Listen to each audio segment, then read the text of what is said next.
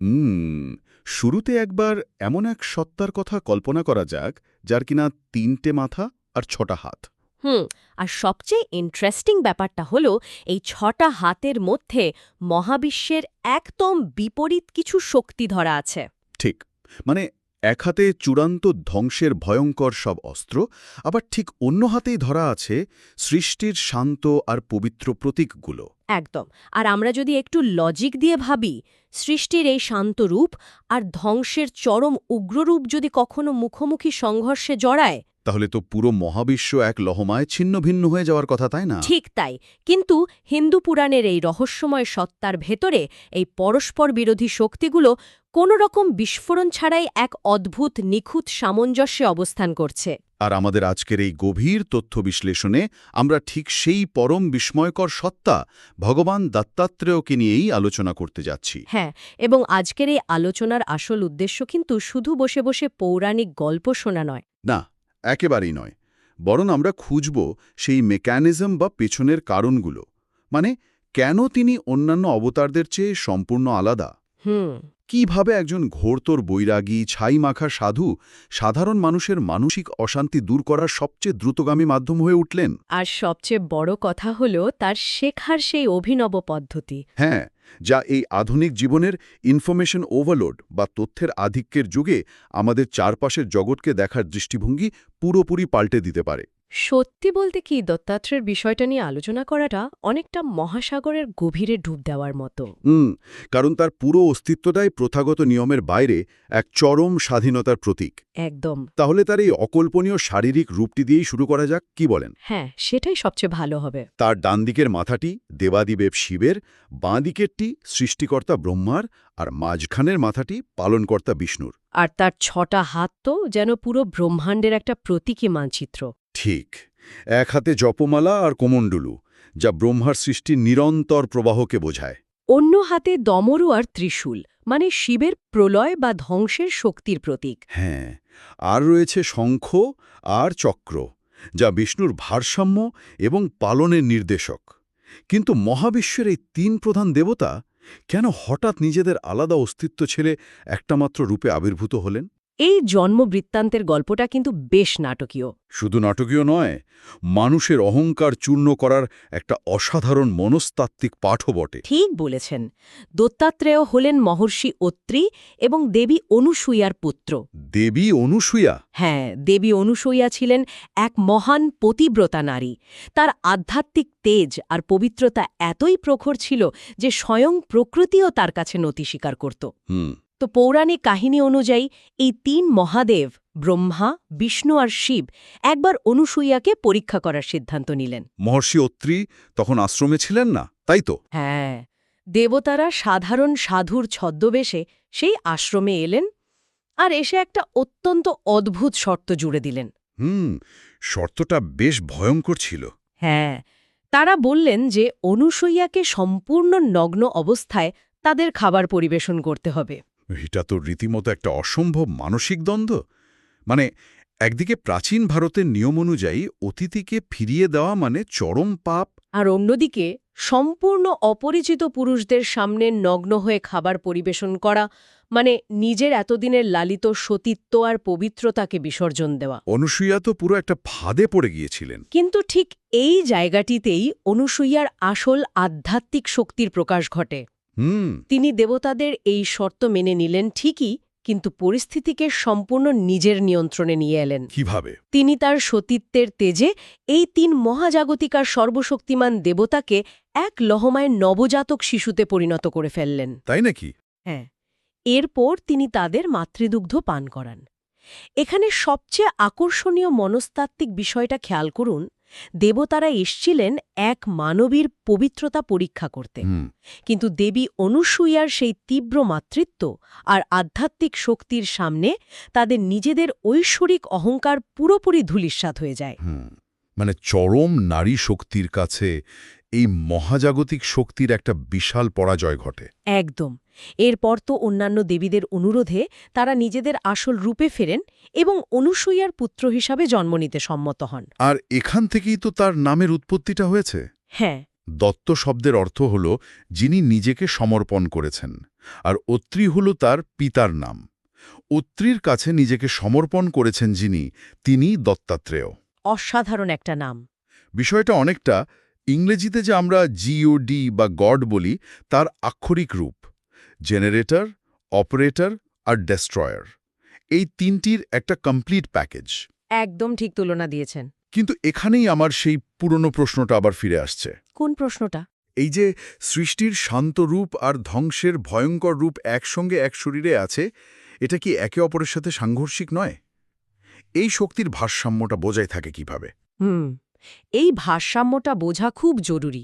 আমরা যদি মহাবিশ্বের কাজের ধরনটা একটু গভীরভাবে পর্যবেক্ষণ করি, তাহলে দেখব যে সৃষ্টি, পালন আর ধ্বংস এগুলো আসলে আলাদা বা সাংঘর্ষিক কোনো ঘটনা নয়। আচ্ছা। এগুলো একটা অনন্ত চক্রের তিনটে অবিচ্ছেদ্য অংশ। একটা পুরনো পাতা ঝরে গেলেই সেখানে নতুন কুড়ির জন্ম হয়। মানে? ধ্বংস থেকে সৃষ্টি। হ্যাঁ, আর সেটা একটা পূর্ণাঙ্গ পাতায় পরিণত হয়ে কিছুদিন বেঁচে থাকে, সেটাই পালন। বুঝতে পেরেছি। দত্তাত্রেয়ের ভেতরে এই তিন শক্তি একে অপরের সাথে যুদ্ধ করছে না, বরং তারা পরম সামঞ্জস্যে অবস্থান করছে। তিনি হলেন সেই স্থির বিন্দু যেখানে সমস্ত দ্বন্দ্বের অবসান ঘটে যায়। ঠিক। হিন্দু দর্শনে যে তিনটে গুণের কথা বলা হয়, সত্য, রজ আর তম। সত্য হল শান্তি আর আলো, রজ হল কর্ম, আর তম হল ধ্বংস। হ্যাঁ, দত্তাত্রেয় এই তিনটে গুণেরই ঊর্ধ্বে অবস্থান করেন।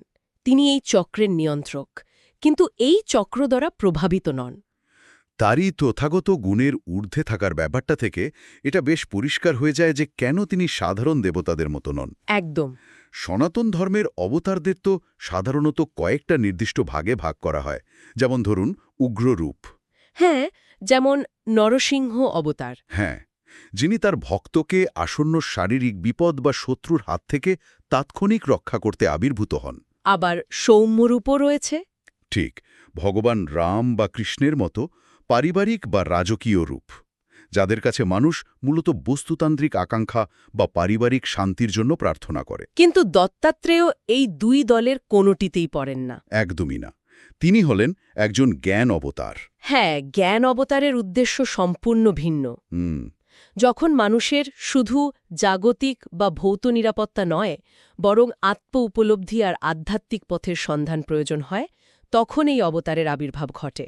দত্তাত্রেয় তো সেই আদি সত্তা যিনি অবধূত পরম্পরা শুরু করেছিলেন, তাই না? ঠিক, আর অবধূত কিন্তু কোনো সাধারণ সন্ন্যাসী নন। আচ্ছা। এটি হল মানব চেতনার এমন এক চরম মুক্ত অবস্থা যেখানে বস্ত্র, সমাজ, সংসার বা জাগতিক নিয়মনীতির প্রতি বিন্দুমাত্র মায়া বা আসক্তি থাকে না। নাগা সাধু বা জুনা আখড়ার মতো ভারতের প্রাচীন সন্ন্যাসী সম্প্রদায়গুলো তো তাকেই আদিগুরু বা দত্তপীঠ হিসেবে মেনে আসছে। হ্যাঁ, তার গায়ে মাখা ছাই আসলে মৃত্যু এবং সংসারের অনিত্যতার প্রতীক, যা মনে করিয়ে দেয় যে সবকিছুর শেষ পরিণতি এই ছাই। আর তার ডুমুর গাছের নিচে বসবাস করাটা হল রাজপ্রাসাদ বা জাগতিক আরামায়েশ থেকে চূড়ান্ত মোহমুক্তির উদাহরণ। ঠিক। তার জ্ঞানের পরিধিও তো বিশাল। রাজা প্রহ্লাদকে তিনি কাবেরী নদীর তীরে মায়া বা এই জগতের মোহজালে আটকে থাকার বিভ্রম সম্পর্কে শিক্ষা দিয়েছিলেন। এমনকি পরশুরামের মতো যোদ্ধাকেও তিনি ত্রিপুরা রহস্যম নামক এক সুগভীর দর্শন শিখিয়েছিলেন। হ্যাঁ, এই ত্রিপুরা রহস্য মূলত মানুষের চেতনার তিনটে স্তরকে নিয়ে কথা বলে: জাগ্রত, স্বপ্ন আর সুষুপ্তি বা গভীর ঘুম। এই তিন স্তরকে অতিক্রম করে কিভাবে চূড়ান্ত আত্ম উপলব্ধি বা পরম সত্যে পৌঁছানো যায়, সেটাই এই দর্শনের মূল কথা। একদম। তিনি কেবল একজন দেবতা নন, তিনি হলেন একজন মহাগুরু, যিনি মানুষকে তার নিজের মনের কারাগার থেকে মুক্ত করার পথ দেখান। ওয়েট, দাঁড়ান। এখানে আমার একটা বেশ বড় খটকা লাগছে। কিরকম? আপনি এতক্ষণ যা বললেন, একজন মানুষ যিনি গায়ে ছাই মেখে গাছতলায় বসে আছেন, যার জাগতিক মোহ বলতে কিচ্ছু নেই, হ্যাঁ, যিনি চেতনার সর্বোচ্চ স্তরের কথা বলছেন, তাহলে সেই চূড়ান্ত সংসার বিরাগী অবধূত সাধুর কাছে সাধারণ সংসারী মানুষ কেন যায়? এটা একটা খুব ভালো প্রশ্ন। মানে দৈনন্দিন জীবনের মানসিক অশান্তি, হতাশা বা জাগতিক অস্বস্তিতে পড়লে কেন বলা হয় যে দত্তাত্রেয়কে স্মরণ করলেই সবচেয়ে দ্রুত স্বস্তি মেলে? এটা কি পুরোপুরি একটা স্ববিরোধী ব্যাপার নয়? একজন সমাজবিচ্ছিন্ন সাধু কিভাবে সমাজের মানুষের প্রতিদিনের মানসিক চাপ কমাবেন? আপাতদৃষ্টিতে এটা স্ববিরোধী মনে হলেও এর পেছনের কারণটা কিন্তু খুব লজিক্যাল। সেটা কিরকম? দত্তাত্রেয়কে সনাতন ধর্মে অমর বলে বিশ্বাস করা হয়, আর তিনি ভারতের বিভিন্ন জায়গায়, বিশেষ করে গুজরাতের গিরনার পর্বতের মতো দুর্গম এলাকায় নিরন্তর ঘুরে বেড়ান। আচ্ছা।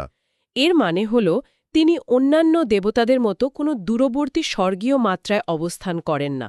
তিনি আমাদের এই ভৌত জগতের মানে ফিজিক্যাল প্লেনের খুব কাছাকাছি থাকেন। হুম। আর যেহেতু তিনি এই জগতের কাছাকাছি থাকেন, তাই তিনি মানুষের ডাকে অত্যন্ত দ্রুত সাড়া দিতে পারেন। আচ্ছা, এবার বুঝতে পারছি। আর মানসিক অশান্তির বিষয়টা যদি ধরেন, মানুষ যখন চরম হতাশায় ভোগে তখন তার জাগতিক সম্পদের চেয়ে মনস্তাত্ত্বিক মুক্তির বেশি প্রয়োজন হয়। মানে একটা পকেট অফ পিস দরকার হয়। একদম। একজন অবধূত, যিনি নিজেই সমস্ত পার্থিব যন্ত্রণার ঊর্ধ্বে উঠে গেছেন, কেবল তিনিই পারেন একজন অশান্ত মনকে সেই নির্লিপ্তটার শান্তি বা গ্রাউন্ডিং এনার্জিটা দিতে। দারুণ বলেছেন। তার মানে তার কাছে মানুষ কোনো ম্যাজিক বা লটারির টিকিটের জন্য যায় না, যায় একটা মেন্টাল অ্যাঙ্কারিং বা মানসিক স্থিতি পাওয়ার জন্য। ঠিক তাই। কিন্তু এই যে সাধারণ মানুষের সাথে তার এই নৈকট্য, এর পেছনের বিবর্তনের ইতিহাসটাও আরও বেশি চমকপ্রদ। বিবর্তনের দিকটা সত্যি অবাক করার মতো। এই দত্তাত্রেয় কিন্তু সব সময় এমন শান্তশিষ্ট ছিলেন না। কাশ্মীরের অত্যন্ত উগ্র এবং ভয়ঙ্কর এক দেবতা ত্রিশির ভৈরবের সাথে তার সরাসরি সংযোগ পাওয়া যায়। হ্যাঁ, প্রাচীনকালে এই ভৈরব রূপটি ছিল প্রচণ্ড রুক্ষ, যার আরাধনায় মদ বা মাংসের মতো জিনিস ব্যবহার করা হতো। কিন্তু সময়ের সাথে সাথে এই উগ্ররূপটি সম্পূর্ণ পরিবর্তিত হয়ে দত্তাত্রেয়ের মতো শান্ত আর সৌম্য রূপ ধারণ করেছে। তার কপালে এখন সুন্দর বৈষ্ণব তিলকযুক্ত হয়েছে, হাতে এসছে শঙ্খ। পূজার ক্ষেত্রে মদের বদলে এখন গোলাপজল ব্যবহার করা হয়। মানে এক ধরনের গার্হস্থ্যায়ন বা ডোমেস্টিকেশন ঘটেছে এই বিশাল ভয়ঙ্কর শক্তির। ঠিক। এই রূপান্তর বা গার্হস্থ্যায়নে এসনের মনস্তত্ত্বটা যদি আমরা দেখি, তবে বুঝতে পারব যে দেবতারা আসলে মানব সমাজের বিবর্তনের আয়না। বিষয়টা একটু ভেঙে বলবেন। ধরুন, প্রাচীনকালে যখন মানুষ বন্য পরিবেশে, গভীর জঙ্গলে বা প্রতিকূল প্রকৃতির মাঝে বাস করত, তখন তাদের জীবন ছিল সারাক্ষণ বিপদ আর অনিশ্চয়তায় ঘেরা। সেই রুক্ষ পৃথিবীতে টিকে থাকার জন্য তাদের প্রয়োজন ছিল এক উগ্র, ভয়ঙ্কর শক্তির, যিনি তাদেরকে সব বিপদ থেকে রক্ষা করবেন। আচ্ছা। কিন্তু সমাজ যখন ধীরে ধীরে স্থিতিশীল হতে শুরু করল, কৃষিভিত্তিক সভ্যতা গড়ে উঠল, মানুষ যখন নিরাপদ প্রাচীর ঘেরা শহরে বাস করতে শিখল, একদম, তখন তাদের আধ্যাত্মিক চাহিদাও পাল্টে গেল। প্রতিদিনের স্বাভাবিক জীবনে একটা ভয়ঙ্কর বা রুক্ষ দেবতার উপস্থিতি মানুষের মনস্তত্ত্বের জন্য মানানসই ছিল না। তাদের তখন এমন এক শক্তির প্রয়োজন ছিল যিনি শান্ত, যিনি জ্ঞান দেবেন। তাই সেই উগ্র ভৈরব রূপ ধীরে ধীরে শান্ত দত্তাত্রেয় রূপে বিবর্তিত হল। এটা অনেকটা একটা ভয়ঙ্কর বন্য নদীকে বাদ দিয়ে একটা শান্ত খালে পরিণত করার মতো। বাহ, দারুণ উপমা। বন্য নদীর প্রবল স্রোত সব ভাসিয়ে নিয়ে যায়, তা মানুষের দৈনন্দিন কাজে লাগে না। হ্যাঁ। কিন্তু যখন সেই নদীতে বাঁধ দিয়ে একটা শান্ত ক্যানেল তৈরি করা হয়, তখন সাধারণ মানুষ ভয় ছাড়াই সেই জল পান করতে পারে, কৃষিকাজে লাগাতে পারে। একদম ঠিক। মানুষ নিজেদের সুবিধার জন্যই যুগে যুগে দেবতাদের আদি আর ভয়ঙ্কর রূপগুলোকে এভাবেই নিজেদের মনস্তাত্ত্বিক প্রয়োজনে শান্ত করে নিয়েছে। খুব সুন্দর করে বুঝিয়েছেন। আর এই মনস্তাত্ত্বিক বিবর্তনের ছাপ দত্তাত্রেয়ের আশেপাশের প্রতীকগুলোতেও খুব স্পষ্ট।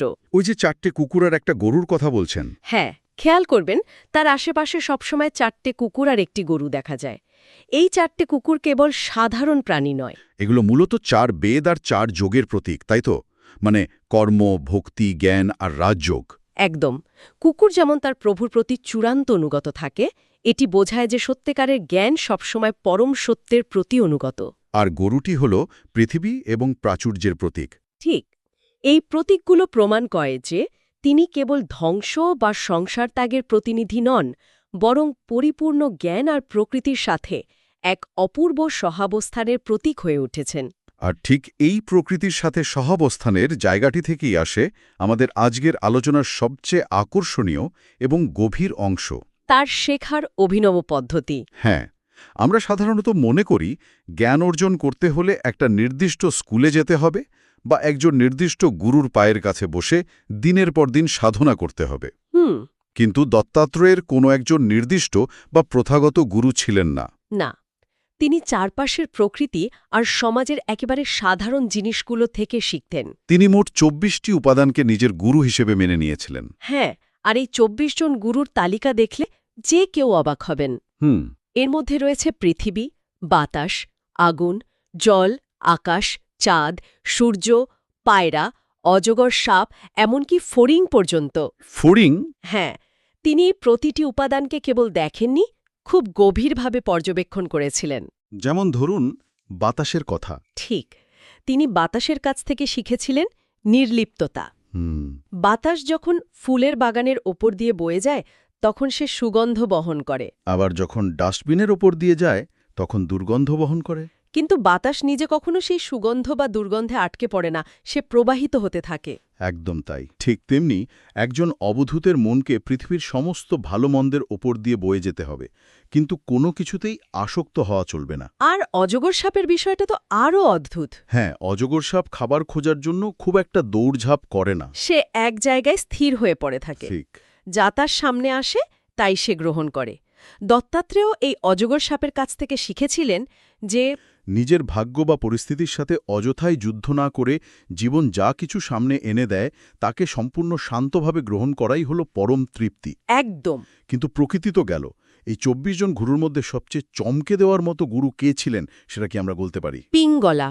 হ্যাঁ, পিঙ্গলা নামের এক পতিতা বা গণিকা। পিঙ্গলার গল্পটি কিন্তু দত্তাত্রেয়ের দর্শনের একেবারে মূল নির্যাস। পিঙ্গলা ছিলেন একজন নগরবধূ। তো গল্পটা এমন যে একদিন রাতে পিঙ্গলা অত্যন্ত সুন্দর করে সেজে সেরা গহনা পরে তার দরজায় একজন ধনী খাদ্যের আশায় বসেছিল। আচ্ছা। তার মনে প্রবল আকাঙ্ক্ষা ছিল যে আজ রাতে কেউ একজন আসবে আর তাকে অনেক ধন সম্পদ দেবে। কিন্তু রাত গভীর হতে থাকে, কেউ আসে না। হুম। পিঙ্গলা বারবার অস্থির হয়ে দরজার কাছে যায়, অন্ধকারের দিকে তাকিয়ে থাকে আর বারবার হতাশ হয়ে ফিরে আসে। তার এই আশা আর হতাশার দোলাচল যেন তাকে ভেতর থেকে কুড়ে কুড়ে খাচ্ছিল। এই বুঝি কেউ এলো, এই বুঝি আমার কষ্ট দূর হলো, এই তীব্র অপেক্ষা তাকে শারীরিক আর মানসিকভাবে ক্লান্ত করে দিচ্ছিল। কিন্তু প্রহর গড়িয়ে যখন একেবারে ভোরের আলো ফুটতে শুরু করল তখন কেউ এলো না। আর ঠিক সেই চরম হতাশার মুহূর্তেই তার জীবনের সবচেয়ে বড় উপলব্ধিটা ঘটে গেল। ঠিক তাই, ভোরের আলো ফোটার সাথে সাথে যখন পিঙ্গলার মনের সেই আশা পুরোপুরি মরে গেল, তখন অদ্ভুতভাবে তার ভেতরকার সমস্ত ছটপটানিও বন্ধ হয়ে গেল। তার মনের ভেতর এক গভীর অপ্রত্যাশিত শান্তি নেমে এলো। সে উপলব্ধি করল যে আশাই হলো সমস্ত দুঃখের মূল কারণ। একদম। বাইরের কোনো মানুষের কাছ থেকে ধন সম্পদ, সুখ বা ভালোবাসা পাওয়ার এই যে তীব্র আকাঙ্ক্ষা, সেটিই আসলে তাকে সারা রাত ধরে মানসিক নরক যন্ত্রণা দিচ্ছিল। যখন সে বাইরের পৃথিবীর প্রতি সেই আশা বা এক্সপেকটেশন ত্যাগ করল, তখন সে নিজের ভেতরেই পরম স্বাধীনতা অনুভব করল। আর দত্তাত্রেয় এই পুরো ঘটনাটি একটু দূর থেকে খুব মনোযোগ দিয়ে পর্যবেক্ষণ করছিলেন। তিনি দেখলেন কিভাবে একজন পতিতা, যাকে সমাজ সবচেয়ে নিচু চোখে দেখে, সেই এক রাতের মধ্যে জীবনের এত বড় একটা দার্শনিক সত্য উপলব্ধি করে ফেলল। দত্তাত্রেয় পিঙ্গলার কাছ থেকে এই বিশাল সত্যটি যে আশা ত্যাগ করলেই পরম শান্তি মেলে, এটি শিখে তাকে নিজের অন্যতম গুরু হিসেবে সম্মান দিলেন। হ্যাঁ। আধুনিক প্রথাগত শিক্ষার সাথে যদি আমরা এর তুলনা করি, বিষয়টা সত্যি অবাক করার মতো। কেন বলুন তো? আমাদের আধুনিক শিক্ষা ব্যবস্থা অনেক সময় ঘোড়ার চোখের দুপাশে পরানো চামড়ার ঠুলি বা ব্লাইন্ডার্সের মতো কাজ করে। আমরা মনে করি জ্ঞান শুধু ক্লাসরুমে মোটা মোটা বইয়ের পাতায় বা খুব বিখ্যাত কোনো মানুষের কাছেই পাওয়া যায়। আমরা শুধু একটা নির্দিষ্ট দিকেই তাকাতে শিখি। আর দত্তাত্রেয় সেই ঠুলি একেবারে টেনে ছিঁড়ে ফেলেছিলেন। একদম। তিনি শুধু একজন শিক্ষার্থী ছিলেন না, তিনি ছিলেন একজন প্রকৃত অনুসন্ধানী। তার মনে কোনো বিচার বা জাজমেন্ট ছিল না। কে ভালো, কে খারাপ, কোনটি পবিত্র, কোনটি অপবিত্র, এই সমস্ত সামাজিক বিভাজনের ঊর্ধ্বে উঠে তার মন সম্পূর্ণ খোলা ছিল। আর ঠিক এই কারণে সমাজের সবচেয়ে অবহেলিত আর কোণঠাসা জায়গা থেকেও পরম সত্যটি তুলে আনার ক্ষমতা তার ছিল। তিনি আমাদের শেখান কিভাবে একজন অ্যাক্টিভ অবজারভার বা সক্রিয় পর্যবেক্ষক হতে হয়। জ্ঞান কোনো নির্দিষ্ট ব্যক্তির পৈতৃক সম্পত্তি নয়। একদম না। এটি প্রকৃতির ছত্রে ছত্রে প্রতিটি ধূলিকণায় ছড়িয়ে আছে। শুধু তা গ্রহণ করার মতো চোখ আর মন থাকা প্রয়োজন। তাহলে এই সব কিছুর আসল মানে কি দাঁড়াচ্ছে? কেন আমরা আজ দত্তাত্রেয়কে নিয়ে এত গভীরে আলোচনা করলাম?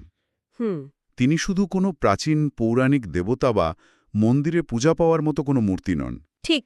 ২১ শতকের আধুনিক যুগে যেখানে আমরা প্রতিনিয়ত হাজারো তথ্যের ভারে বা ইনফরমেশন ওভারলোডে ক্লান্ত হয়ে পড়ছি, প্রতিদিন সোশ্যাল মিডিয়ার মাধ্যমে অন্যের জীবনের সাথে নিজেদের জীবনের তুলনা করে হতাশ হচ্ছি। সেখানে তিনি এক নিখুঁত আর অত্যন্ত প্রাসঙ্গিক উদাহরণ। একদম। তিনি আমাদের শেখান যে চারপাশের জগৎকে কোনো রকম জাজমেন্ট বা পূর্বনির্ধারিত ধারণা ছাড়া শুধু পর্যবেক্ষণ করলেও সেখান থেকে অত্যন্ত মূল্যবান জ্ঞান অর্জন করা সম্ভব। ঠিক। তিনি আমাদের বারবার মনে করিয়ে দেন যে মোহমুক্তি বা বৈরাগ্য মানেই এই নয় যে সব কিছু ছেড়ে ছুড়ে হিমালয়ের জঙ্গলে বা কোনো গুহায় চলে যেতে হবে, বরং এই কোলাহলপূর্ণ সংসারের ঠিক মাঝখানে দাঁড়িয়ে থেকেও চারপাশের সবকিছুকে একজন গুরুর দৃষ্টিতে দেখে, কারো কাছ থেকে কোনো কিছু পাওয়ার আশা না করে, হ্যাঁ, নিজের ভেতরে স্থির বিন্দুটি বা শান্তিটুকু খুঁজে পাওয়াই হল আধুনিক যুগের আসল অবধূত অবস্থা। অসাধারণ। এই আলোচনার একদম শেষে এসে একটা নতুন ভাবনা উস্কে দেওয়া যাক। একবার ভাবা যেতে পারে, দত্তাত্রেয় যদি প্রাচীনকালে প্রকৃতি আর সমাজের বিভিন্ন উপাদান থেকে তার ২৪ জন গুরুকে খুঁজে পেয়ে থাকেন, তবে আজকের এই হাইপার কানেক্টেড ডিজিটাল যুগে তার গুরু কারা হতেন? দারুণ প্রশ্ন। আমাদের ফুরিয়ে আসা স্মার্টফোনের ব্যাটারি কি আমাদের আধুনিক যুগের গুরু হতে পারে না? যে ব্যাটারি আমাদের প্রতিদিন নিঃশব্দে শেখাতে পারে যে আমাদের নিজেদের শক্তিরও একদিন শেষ আছে। হ্যাঁ, আর পুনরায় কর্মক্ষম হওয়ার জন্য, রিচার্জ করার জন্য আমাদের থামতে হয়, সংযোগ বিচ্ছিন্ন করতে হয়। কিংবা সোশ্যাল মিডিয়ার এই যে জটিল অ্যালগোরিদম, যা প্রতিনিয়ত আমাদের মনোযোগ আকর্ষণ করার জন্য মায়ার জাল বুনছে, সেই অ্যালগোরিদমই কি আমাদের শেখাতে পারে না যে কিভাবে এই ডিজিটাল মায়ার জগৎ থেকে মোহমুক্ত হতে হয়? অবশ্যই পারে। এই জগতও তো এক প্রকার মায়া, যা আটকে রাখতে চায়। হয়তো দত্তাত্রেয় আজ থাকলে এই স্ক্রিন, এই অ্যালগোরিদম থেকেই তার পরবর্তী গুরুকে বেছে নিতেন। ভাববার মতো একটা বিষয়, তাই না? একদম। জ্ঞান অর্জনের জন্য যদি মনটা জাজমেন্ট ফ্রি থাকে, তবে হয়তো হাতের মুঠোয় থাকা ওই ছোট্ট যন্ত্রটিও জীবনের সবচেয়ে বড় গুরু হয়ে উঠতে পারে। ঠিক বলেছেন। আজ এ পর্যন্তই। চারপাশটাকে একটু নতুন চোখে দেখতে শুরু করা যেতেই পারে। কে জানে, হয়তো পরবর্তী গুরু ঠিক পাশেই দাঁড়িয়ে আছে।